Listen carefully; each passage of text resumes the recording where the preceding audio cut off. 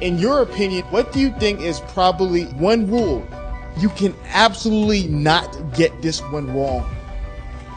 Which rule would that be? Tell the truth, or at least don't lie. Because you can't tell the truth, right? Because who are you to tell the truth? That's a mighty tall order, man.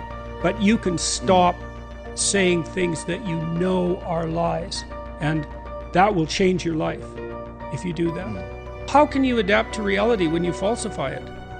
And you think, well, I'm just lying to other people. No, you're not. You can't just lie to other people, because what you say becomes you, especially if you practice it. Because we build ourselves out of words. And that can be lies in action too.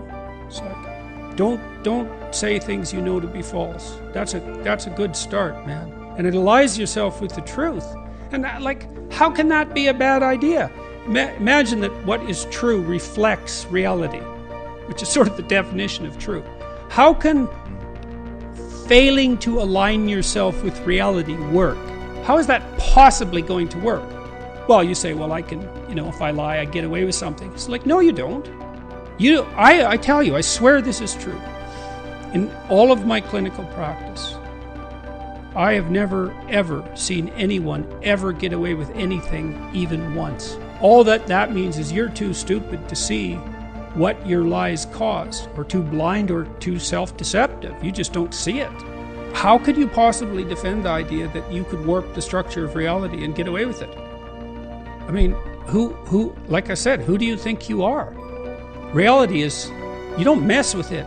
Like, it kills you, and it'll torture you quite a lot before doing that if you're particularly unlucky. You violate your conscience, man. What are you doing today, tomorrow, the next day? That's why I'm listening to theorists. I don't listen to all that bullshit. I listen to a mother who's like this, man. What's wrong, man? I'm tired, dude. Why are you tired? Because tomorrow, I gotta do the shit again, man. Whatever it is that made me nauseous and sick to my stomach, it made me hurt.